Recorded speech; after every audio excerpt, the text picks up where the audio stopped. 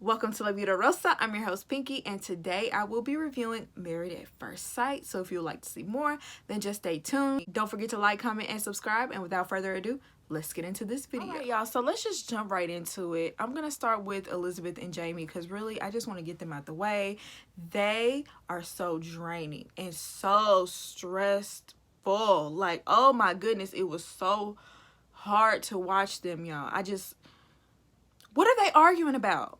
What are they arguing about? Whenever they argue, it's like, it's this thing, and then it's this thing, and then it's that thing. Like, they always try to throw everything in the fight so they can win, and nobody wins. At the end of the day, none of that is conducive to a healthy adult relationship. Nothing can be worked out that way. Nothing. And basically, that's what Dr. Pepper told them. Like, she was basically like, it's not just you, it's not just you, it's both of y'all. Y'all both do the same things. She said, and I quote, "They both have no boundaries, discipline, and encourage bad behavior." And I agree, like, that is what they do in a nutshell. All they do is attack each other. They don't even argue to reach a solution. They just argue to, I guess, win. Oh, it's so annoying. Jamie has walked out whenever he felt like it. And this episode, Elizabeth felt like she was just going to leave whenever she felt like it. Because he did it. It's like a tit for tat thing. And I understand her wanting a little bit of space. But at the end of the episode, she didn't even go. So that means you did it. That means y'all just needed to communicate clearly.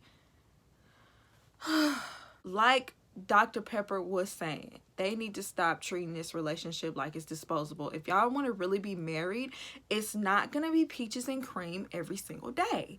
Y'all are going to argue, but it needs to be constructive arguments. I don't even want to go into depth about what was going on. I don't want to go in depth about the moon and what all she was trying to do with that.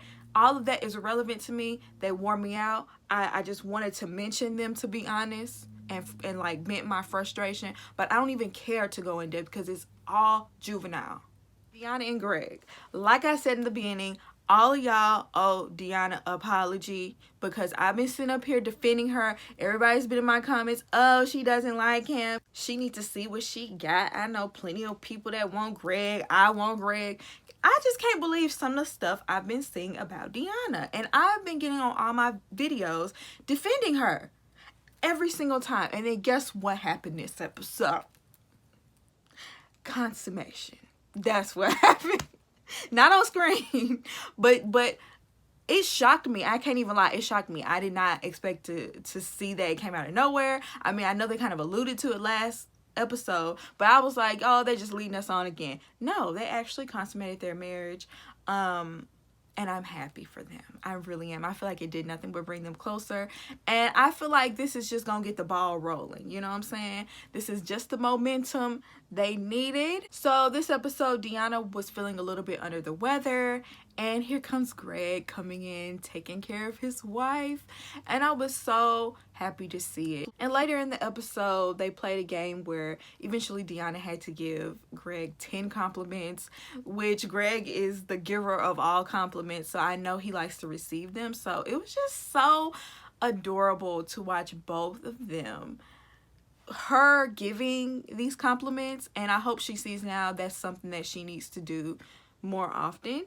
And him receiving the compliments, it was just like, he might as well have been blushing, like, oh my goodness, he was just so excited. It was just so sweet to watch. Like, finally, Greg is getting some reciprocation from, you know, what he's invested. You know, even though it's been a short time, he's invested a lot of compliments.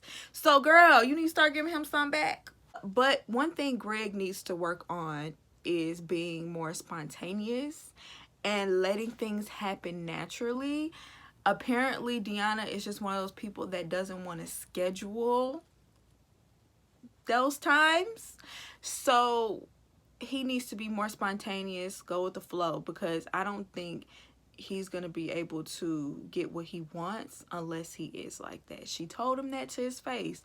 So I hope he takes that advice. Okay, let's move on to Keith and Iris, everybody's favorite couple. I feel like everybody loves Keith and Iris. On all my videos, everybody's like, hard eyes, Keith and Iris. In the beginning of their segment, I was just really fighting back tears because he lost his grandmother. She was battling cancer. He was just saying how he was really close with her, and he's definitely going to miss her, but the silver lining is that she's not in pain anymore, and that she was able to attend his wedding and meet Iris, and in some sort of way felt like she was holding on until that point. When they showed those clips of her at the wedding and meeting Iris, like, y'all, I was literally tearing up, because that is so hard to lose a loved one like that, especially through cancer, or just, I know it wasn't sudden, but sometimes it can feel sudden even though you see it coming. It's just, nothing can really prepare you for losing someone if you've never lost anyone before. And I don't know, it just takes me back to when I lost my father, which was a complete shock, and it happened like right after Thanksgiving. He had a heart attack, and you know, even though me and my father wasn't the closest, it still really broke my heart. And so I kind of feel like I know what he's going through. That's why I was so emotional watching this. But he is blessed to have Iris, because I feel like she is a good woman. Like, no matter what you want to say about Iris, no matter how many times I roll my eyes at Iris, I still look at her as a good woman, and she's very comforting, and she's gone through this with her grandfather as well, the same exact situation. So she knows how he's feeling, and she knows how to comfort him. And not only is she a good woman, I feel like her mother's a good woman and raised her to be that way. I just feel like that's a really good family, and that's something that you would want when you marry someone. You want to marry into a good family, because not only do you marry that person, you marry his or her family as well. So I don't know, that whole thing kind of warmed my heart and broke it at the same time. You know what I'm saying? It was all in the feels. I didn't expect to be all in my feelings like that. Y'all, I lost the rest of the footage talking about Keith and Iris. I am so upset right now. But anyway, I'm just going to sum up what I said. Basically, I can understand why Iris, who's been a virgin for 27 years, would be uncomfortable discussing that topic. She has zero experience, and she probably actively avoids the topic altogether by quickly brushing it off and saying, oh, I'm a virgin. You know what I'm saying? She's used to saying that.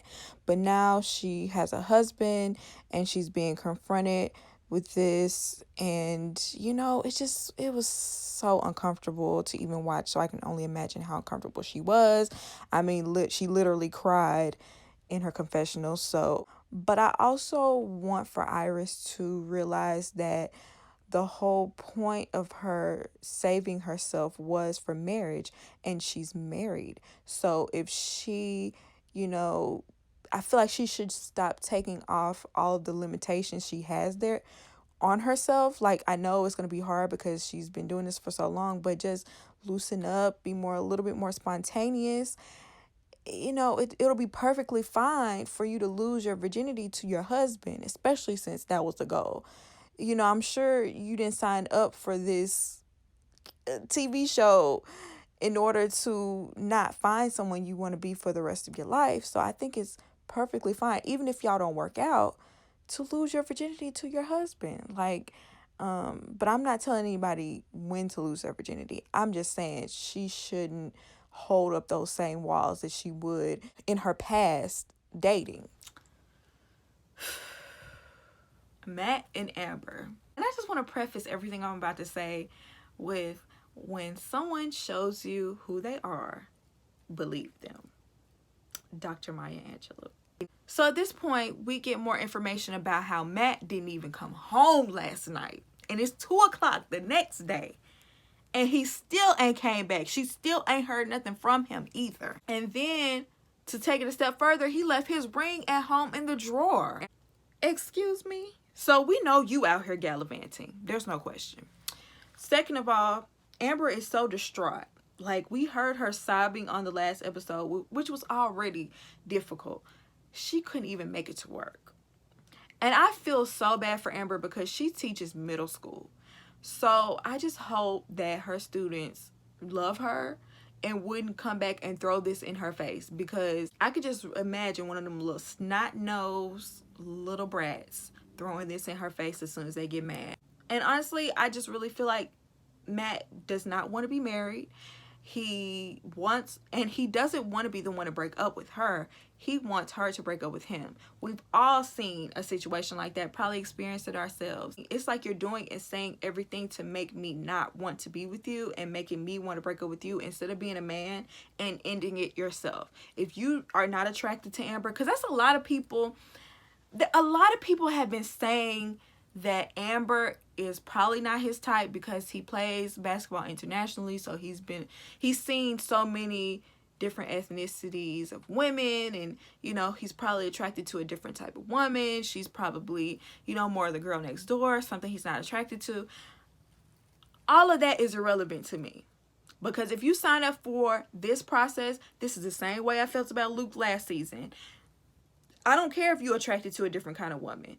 You didn't come here to find somebody based off looks. If not, you could have went on The Bachelor, or you could have went on one of these other shows that's more so about looks. This is about being married. This is for better or worse. You shouldn't have came on no show where you blindly come into this marrying somebody if you're going to be shallow. If you don't have any sort of depth, if you can't get to know somebody here first and here first, if you're solely focused on the outside appearance, if you're that shallow, you should never sign up for a show like this. And that's the problem that I have. Matt walks in. What's up? What's up? What's up? If it were me, let's say I'm Amber and I'm in this exact situation and he walks in. What's up? First of all his stuff would have been, see, we don't have a curb because we all in an apartment complex. So all your stuff gonna be right at the door. I'm gonna have your stuff like pushed up against the door. So like as you're walking in, you have to push your stuff out the way. You're gonna be looking like, wait, what is all this? Including your ring. And you walk in, what's up? What's up is all your stuff at the door and these divorce papers. That's what's up. Because I'm going to need for you to know how serious this is. We were all wondering, what is going to be his excuse? It better be a good one. It better be life-changing, right?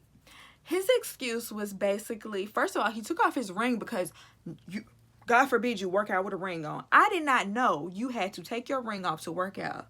Now, maybe, I've never been married. I don't know. Maybe your ring does get in the way. Y'all let me know. Married people, let me know down below. Do y'all take y'all ring off when y'all work out? Y'all let me know that one. 2, apparently he went out to watch the game with his friends, and one thing led to another. Okay. At what point does that stop you from answering your phone? At what point does that stop you from texting your wife, who obviously has been calling you? Did you turn your phone off because you was up to other activities? And then to top it all off, you didn't even come home. You crashed on a friend's couch. This is not undergrad and college. Okay? We don't just crash on friends' couches without alerting our wives. Okay? If anything, she could come pick you up if you can't drive or whatever it is. You don't even communicate none of that to her. And then on top of that, you're delivering all of this with very nonchalant answers and very lackluster responses. And honestly, I'm not buying the fact that he didn't think this was going to be a big deal. I'm not buying it because he already said that he's lived with someone before. You can't tell me that whoever you was in a relationship before would not have no issue with you being out all night, coming in the afternoon the next day, and not answering none of her phone calls, no text messages, don't talk to her, period. You can't tell me that. So you're full of it. We all know it. We all see it. We see you for who you really are. Okay? For whatever reason, I know the reason. Amber forgives him super easy. All he got to do is say sorry. You have to show and prove. You see, now you set it up to where now you have to show and prove. Amber let him off way too easy, and it's because she's so enamored with this man. She can't even see past his good looks. I'm sorry. I don't like to get into looks because I feel like that's very shallow, like I said in the beginning. But let's get into looks because she keeps on bringing up how fine he is. The only reason why he might be somewhat attractive is because he's like, what, 6'5"? I guess that, you know, women, we automatically are attracted to height. If we're going to grade looks, that bumps you up a letter grade, your height. If you, the taller the better. For whatever reason, women love that, right? I can even admit I love it too. Let's take his height away, which is like his, you know, booster, and make him 5'11". He alright. He ain't nobody to be losing my mind over. You know what I'm saying? He ain't no Chris Hemsworth. He ain't no Idris Elba. He ain't no Michael Ealy. He ain't, what, Brad Pitt? He's not, he doesn't do that for me. I understand that's Amber's husband, so it should do that for her, but don't let that cloud your judgment. Like I said, at this point, he needs to show and prove. Now I need to meet your whole family. See, you done messed up. I don't care that you don't get along with them. Now I need to meet your whole family. They need to know about me. I don't need to be no secret because I need to be able to call them and be like, your son acting up. That's if I'm staying, because truly, if it were me, I'm not staying. But if I'm Amber, now I'm gonna have to get to know your family because you have too many secrets. You have too many ways to dip out. And I need to eliminate a lot of them. I need to know all your friends too. In fact, I'm about to call your friend and find out if that really is where you were. Because she just accepted that way too easy, y'all. Anyway, Dr. Pepper, come on. This is about to run long just because I'm going in on Matt. So Dr. Pepper basically came in and validated all of Amber's feelings. She was completely justified in being as upset she was. Amber actually sent her a video in tears talking about everything that Matt did. So she been told on Matt. Thank you. At least you told on him. But she basically was like, do not brush off what he did because what he did was major. It's not something you should just get over like that. You know what I'm saying? You should really hold him accountable. Like, Matt owes her more respect. He needs to think in terms of we versus me. And she confronted Matt and asked him about his life growing up because something obviously is not clicking up here to let you know that you are a married man, even though I'm not buying it. But let's just go along with that theory. You don't understand what it means to be a married man. You're used to being like this nomad that goes from place to place. What happened in your childhood to make this seem like this was okay? Basically, he's been on his own since he was 16. He's never really had a stable home since then, bouncing from house to house. Then he went on to play basketball where he never had a stable home. And he's never really had rules. And, you know, it just comes down to this question. Is he the good guy she deserves? Did he truly realize he was wrong? And I don't believe he does. I still think he's trying to get rid of her. But that does explain it a little bit, but it's still not an excuse, and I don't think he's a good guy.